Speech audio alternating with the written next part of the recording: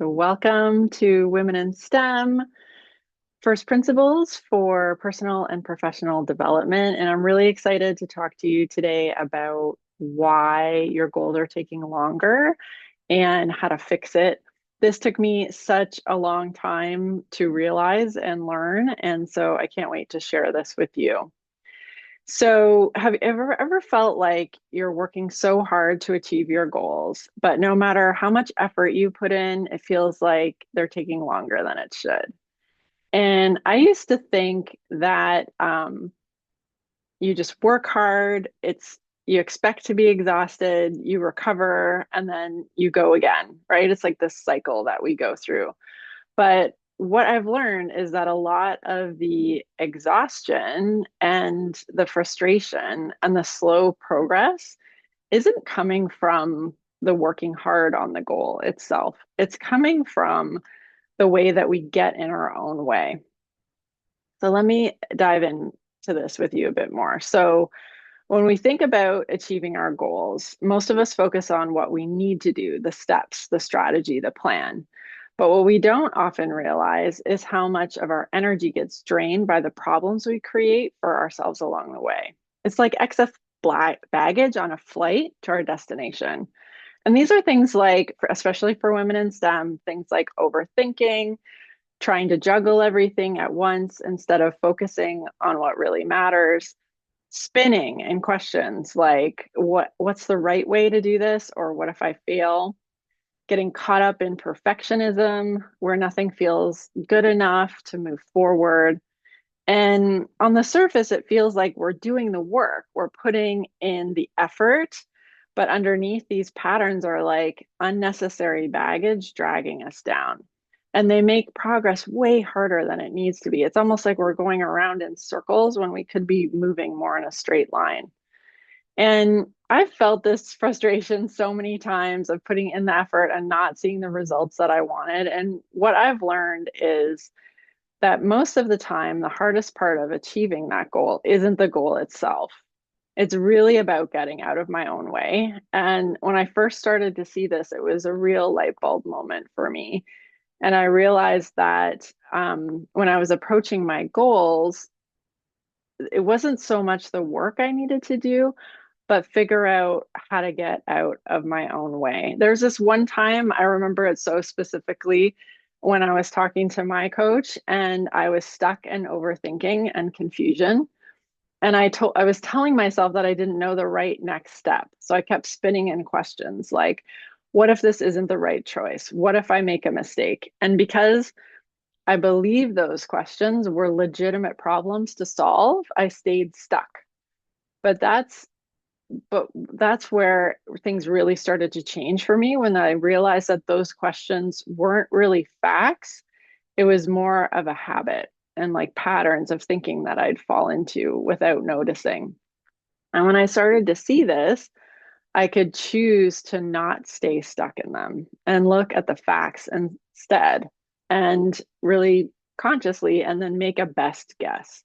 That was another shift for me, was really thinking about decisions not as being 100% confident that this is the right thing to do, but more of like, this is a guess and I'm never going to know for sure, really. So what I did was I chose to stop overthinking and just take that next step, even if it wasn't perfect. And that's really how I started to make more and more progress and started getting out of my own way to make more of that straight line and less of the circular, squiggly line all over the place. And now, anytime I really catch myself looking for the right thing or feeling unsure that I might make a mistake, I just remind myself that the only way to know really is to take that next step. So, what's my best guess here based on the facts? And that's really what I want to share with you. And it's great news, right? Because all of this is within your control. And for so many of you, you already know how to set and achieve goals. You wouldn't be here if you didn't. And your next level in your personal and professional development isn't just about doing more or working harder.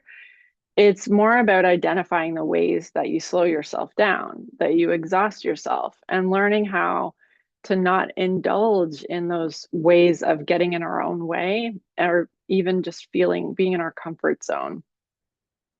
Because once you learn how to get out of your own way and you're more willing to be uncomfortable, everything changes. You stop wasting energy on overthinking and self doubt and trying to do everything perfectly. You gain more clarity, focus, and a sense of momentum that doesn't feel exhausting, it feels energizing. So, this is really what I would love for you. And so next time you catch yourself, here are the steps you can take if you ever find yourself second guessing, worrying, or overthinking. You can pause and write down what's happening for you. Take a look at it and ask yourself, what are the facts here? And then based on the facts, what's my best guess on how to move forward? And then take that step.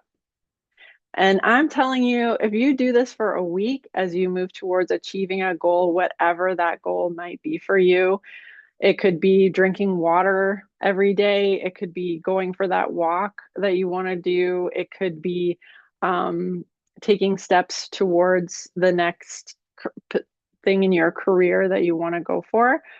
I promise you, you will have more energy at the end of the day than you have now because you'll be taking more of that straight line and you'll be building that skill of really being able to stay with and focus on what the best next thing is. You won't feel like you're so behind, like you're being drained, or that something's holding you back all the time. And you'll end up getting to your goal faster because you've learned how to get out of your own way.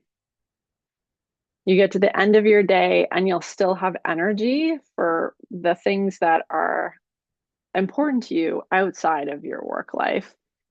And remember, it's like you already know how to work hard. The exhaustion really comes from the energy required to push through the overthinking, the self doubt, and trying to do everything perfectly. When you have less of that pushing, even 20% less, you'll have more energy that's for you left over at the end of the day. And it won't feel like leftovers, hopefully. So if you have any questions or comments, leave them in the chat and or the comments below, and I'll see you next time.